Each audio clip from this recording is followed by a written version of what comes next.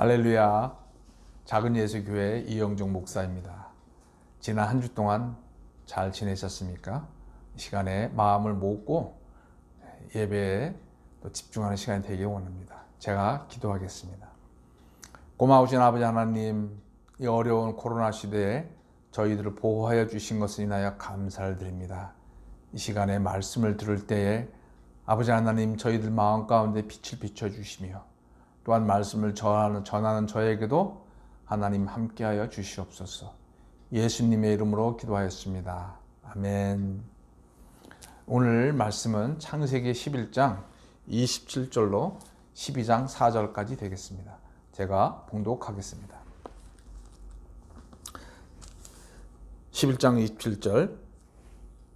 데라의 족보는 이러하니라. 데라는 아브람과 나홀과 하란을 낳고 하란은 롯을 낳았으며 하란은 그 아비 데라보다 먼저 고향 갈대아인의 우르에서 죽었더라. 아브라함과 나홀이 장가들었으니 아브라함의 아내의 이름은 사레며 나홀의 아내의 이름은 밀가니 하란의 딸이요 하란은 밀가의 아버지이며 또 이스가의 아버지더라. 사레는 임신하지 못함으로 자식이 없었더라. 데라가 그 아들 아브라함과 하란의 아들인 그의 손자 롯과 그의 며느리 아브라함의 아내 사레를 데리고 갈대아인의 우르를 떠나 가나안 땅으로 가고자 하더니 하란에 이르러 거기 거류하였으며 데라는 나이가 205세가 되어 하란에서 죽었더라. 12장 1절. 여호와께서 아브라함에게 이르시되 너는 너의 고향과 친척과 아버지 집을 떠나 내가 네게 보여줄 땅으로 가라. 내가 너로 큰 민족을 이루고 네게 복을 주어 내 이름을 창대하게 하리니 너는 복이 될지라. 너를 축복하는 자에게는 내가 복을 내리고 너를 저주하는 자에게는 내가 저주하리니 땅의 모든 족속이 너로 말미암아 복을 얻을 것이라 하신지라. 이에 아브라함이 여호와의 말씀을 따라갔고 룻도 그와 함께 갔으며 아브라함이 하란을 떠날 때 75세였더라. 아멘.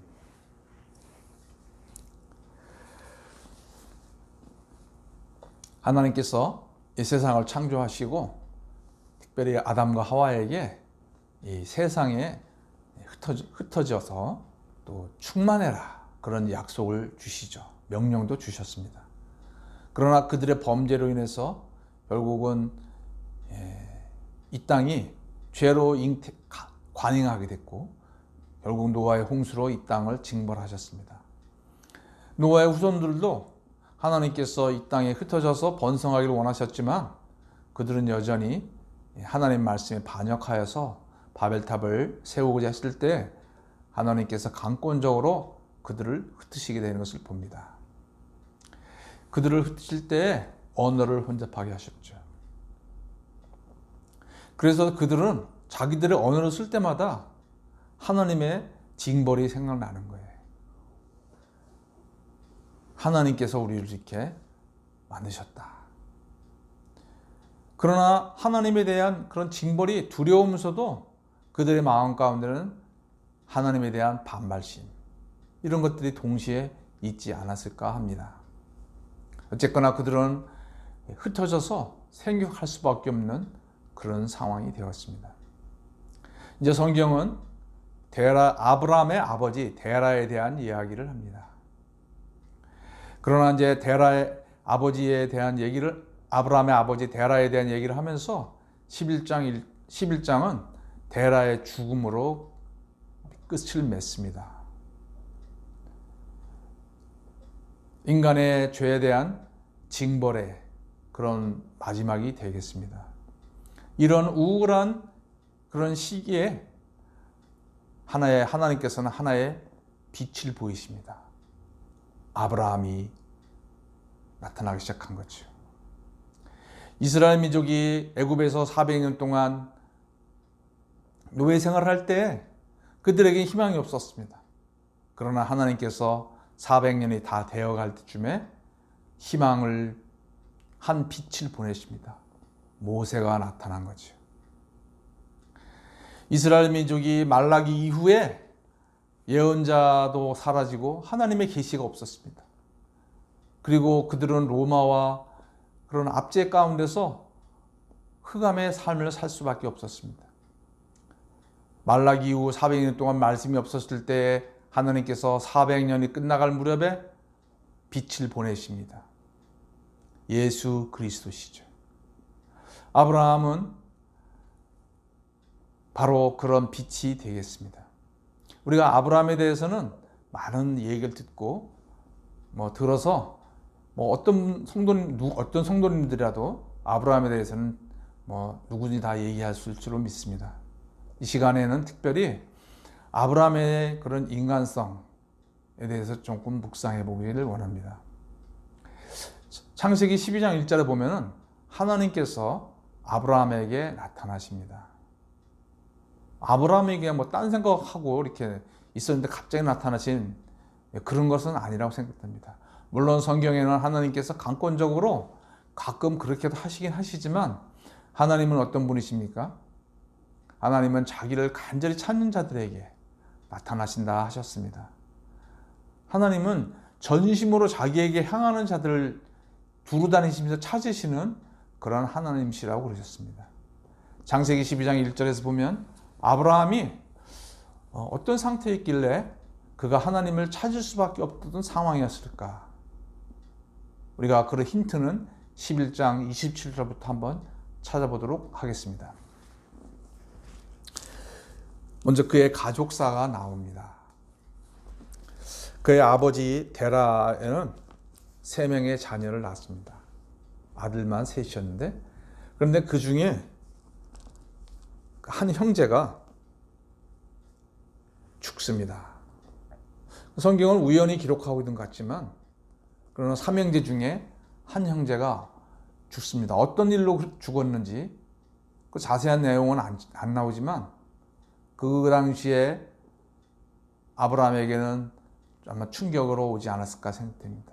그 하란은 룻과 2 딸을 남겼습니다. 그런데 이제 아브라함이 결혼을 했어요. 살해하고. 그런데 자식이 없었더라. 우리도 너무나 잘 알고 있기 때문에 그렇지 그렇게 생각할지 모르지만 사실 그가 자식이 없었다고 하는 것은 모든 게 없는 것과 똑같은 거예요. 그 시대에는. 아주 큰 근심과 그런 어떤 마음에 갈등이 있는 거죠. 우리로 따진다면 돈은 엄청 많은데 죽을 병에 걸린 것과 똑같은 거예요. 그런데 3절에 보면 31절에 보면은 데라가 갈대아 우르를 떠납니다. 그런데 거기 보면 둘째 아들 나홀은 남겨놓고 가요. 그 당시엔 가족 공동체가 굉장히 중요한 시대였는데 왜 데라가 따라가지 않았는지 성경은 말하고 있지 않지만 그것이 아버지와 아들의 갈등이었든지 아니면 따라갈 수 없었던 어떤 그런 피눈물 나는 어떤 상황이었던지는 알 수가 없습니다. 그러나 나홀을 남겨놓고 데라가 떠납니다. 어디로 하면 가나안을 향해 떠나죠. 그러나 가나안을 향해 가다가 하란에 머무릅니다. 뒤에 이제 나중에 나오겠지만 이 갈대아 우르에 있던 둘째 아들 나홀이 나중에 짐을 싸들고 이 하란으로 옵니다. 그래서 그거는 다시 가족이 모여서 한 20년 정도 같이 있었던 걸로 신학자들은 생각합니다. 그런데 거기서 또 아버지가 죽어요.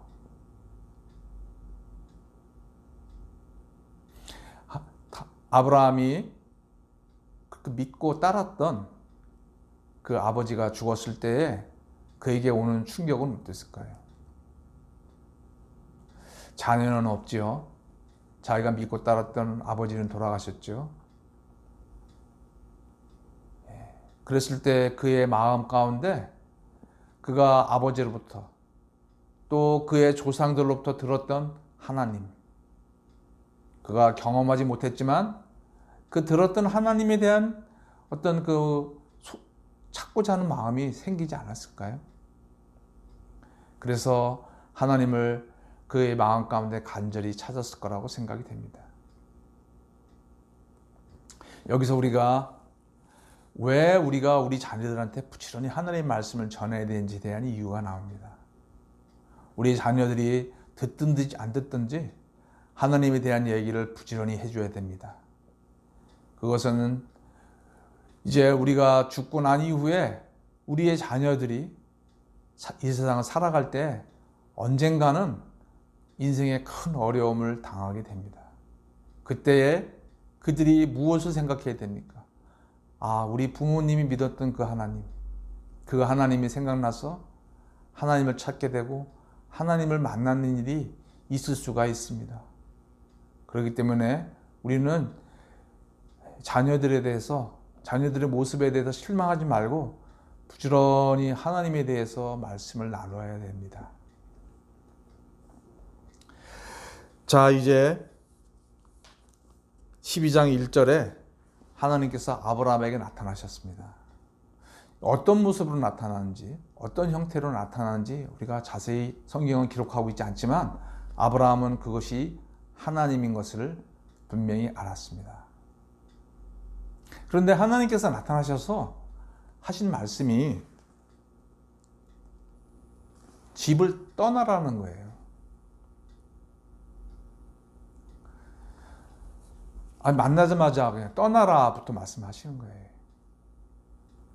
그리고 떠나면 이제 2절, 3절의 약속을 말씀하시죠. 제 생각에는 2절과 3절의 여러 축복들을 얘기하면서 그러면서 떠나라고 말씀하시면 좀 더 낫지 않을까. 그러나 아브라함은 이 떠나라고 하는 것이 무엇인지를 알았을 거라고 생각됩니다. 그는 조상들로부터 아담에 대한 이야기, 아담의 불순종, 또 노아의 그 자손들의 불순종, 바벨탑 사건, 하나님이 원하시는 게 뭘까? 하나님께서 이 땅에 원하시는 것이 무엇인지, 이 땅에 하나님의 형상을 가진 사람들이 퍼지는 것을 원하시는 거예요. 그래서 하나님이 원하시는 것은 흩어지는 걸 원하신다는 것을 아브라함은 잘 알았을 거라고 생각됩니다. 그래서 동일한 말씀, 땅에 충만하라,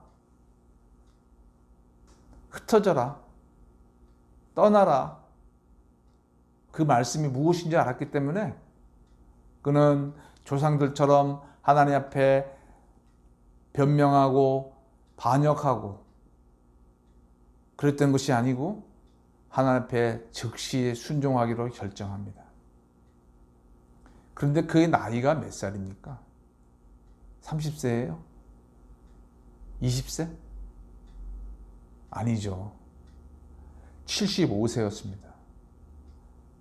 오늘날도 그렇지만 그 당시에 75세는 나이가 많은 축에 들어갑니다.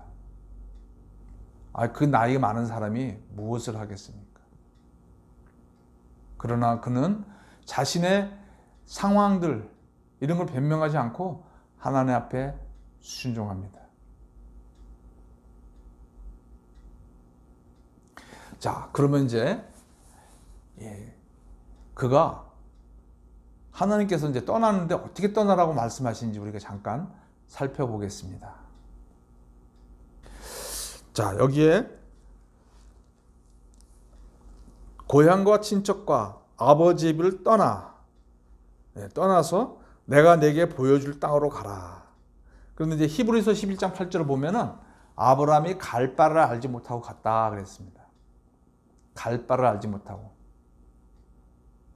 자, 한번 이것을 이제 우리가 한번 현실화시켜서 생각을 해보겠습니다. 이제 성도 여러분에게 하나님께서 나타나셨어요. 그래서 떠나라 그러셨습니다. 이제 아브라함에게 나타나셨죠. 떠나라. 아브라함이 어디로 갈까요? 내가 보여주는 땅으로 가라. 그래서 이제 아브라함이 사레한테 얘기합니다. 여보, 하나님께서 우리 떠나래. 사레가 묻습니다. 어디로요? 나도 몰라. 어쨌거나 순종하는 마음으로 짐을 싸고 이삿짐 센터를 부릅니다. 그리고 주위에 이제 이사 간다고 얘기합니다. 이웃집한테 얘기합니다. 우리 이사 가요. 어디로요? 몰라요. 예? 아, 농담 하지 마시고 어디 좋은 데로 가시나 보지. 이렇게 좋은 데 놔두고 가는 거 보니까 몰라요. 나홀도 물어봅니다. 형님, 어디로 이사 가십니까? 몰라. 아, 형님, 제가 싫어서 그래요? 몰라.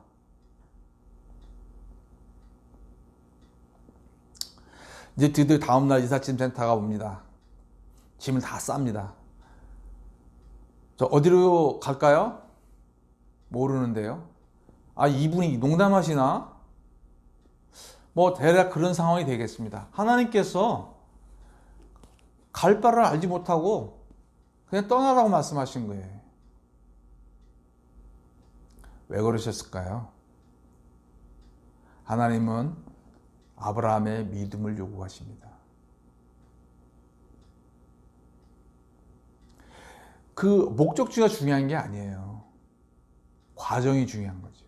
하나님은 아브라함에게 바로 그 믿음으로 살기를 훈련시키기 시작합니다.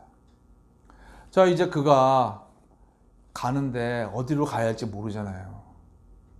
그러면 매일 어떻게 해야 될까요? 매일매일 아침에 눈 뜨면 하나님이 어떻게 인도하시나 마음과 눈과 귀를 쫑긋거리고 하나님께 집중하지 않을 수 없는 거예요. 예수님께서 주기도문에서 매일 일용할 양식을 달라고 기도합니다. 우리는 그 얘기를 들을 때 아니 한 달치를 주시면 되지 그걸 또 매일매일 일용할 양식을 달라고 기도해야 되나? 그러나 하나님께서는 이스라엘 민족에게도 40년 동안 광야를 인도하실 때에 매일매일 인도하셨습니다. 우리의 심성은 그렇게 하지 않으면 그게 한 달치, 1년치를 주면 우리는 하나님을 의뢰하지 않아요. 하나님은 아브라함에게 원하셨던 것은 매일매일 삶에서 하나님께 매달리고 하나님께 집중하고 하나님과 동행하는 삶을 살기를 원하셨던 거예요. 성도 여러분, 그렇기 때문에 우리 도시 생활하는 우리의 입장에서는 이렇게 매일매일 하나님을 의뢰하면서 사는 게 쉽지가 않습니다. 우리에게는 목표가 있고 매일매일 해야 할 일들이 있기 때문에 우리 하나님 의뢰하지 않아도 그냥 하루가 굴러가요. 그런데 그렇게 하다 보면 하나님의 인도하심을 우리가 경험하지 못할 수가 있습니다. 자, 이제 그가 매일매일 하나님께 긴장하며 하나님께 민감하게 순종하면서 따라왔는데 도착해 보니 가나안이네요. 자기 아버지 데라가 가려고 했던 가나안.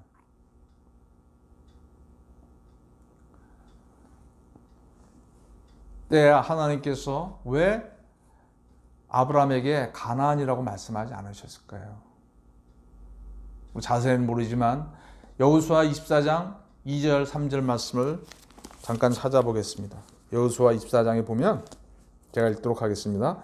여호수아가 모든 백성에게 이르되 이스라엘 하나님 여호와께서 이같이 말씀하시기를 옛적에 너희의 조상들 곧 아브라함의 아버지 나홀의 아버지 데라가 강 저쪽에서 거주하여 다른 신을 섬겼으나 내가 너희의 조상 아브라함을 강 저쪽에서 이끌어내어.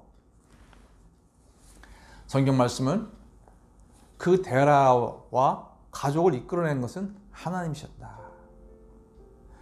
데라는 그런 것도 잘 모르고 자기가 그냥 어떤 마음인지 모르지만 가나안으로 가려고 했어요. 그러나 그것조차도 사실은 돌이켜보니까 하나님의 계획이었구나 하는 것을 성경은 고백하고 있습니다. 성도 여러분, 우리의 현재의 삶은 무엇입니까? 그것은 하나님께서 우리에게 보여주시고자 하는 그 삶으로의 여정에 있다고 봅니다. 우리가 지금은 이해 안 되는 것들이 있고 또 어려운 것들이 있지만 하나님께서는 이미 우리가 어디로 가야 될지를 다 알고 계십니다. 그렇기 때문에 우리에게 필요한 것은 무엇입니까? 히브리서 11장 10장에서 말씀하고 있습니다. 우리가 믿음으로 행했으면 인내해야 된다고 말씀하셨어요. 그래야 하나님의 그 목적지에 이를 수 있다고 말합니다. 우리는 하나님께서 인도하시는 것을 기다리지 못해서 때로는 그 중간에 우리가 우리의 마음대로 하다 보면은 하나님의 은혜를 경험하지 못할 때가 있습니다. 그래서 예수님께서는 산상수훈에서 온유한 자는 복이 나니 저희가 땅을 기업으로 받을 것이며, 온유하다는 것은 그냥 성격이 유야무야한 것이 아니라 하나님께 순종하는 거예요. 그 하나님께 순종하는 사람에게 하나님께서 땅을 얻게 하신다. 거기에는 그 땅을 얻는 과정에는 인내가 필요한 거예요. 그렇기 때문에 우리가 하나님의 말씀대로 살고 있는 우리 성도 여러분, 속히 그 약속이 이루어지지 않는다 할지라도 하나님께서 우리를 향한 뜻을 반드시 이루실 것을 믿고 오늘도 인내하시면서 또 하나님의 음성에 민감하시면서 살아가는 그런 성도님들이 되시기를 바랍니다. 기도하겠습니다. 아버지 하나님, 아브라함의 삶을 통해서 저희들에게 귀한 교훈을 주신 것을 감사합니다. 주님, 저희들 매일매일 삶을 하나님과 동행하며 살게 도와주시옵소서. 주님, 저희들 기도 제목들이 많이 있사온데 주님께서 반드시 뜻한 바를 이루어 주실 것을 믿고 주님, 저희들 인내하며 살 수 있도록 도와주시옵소서. 예수님의 이름으로 기도하였습니다. 아멘.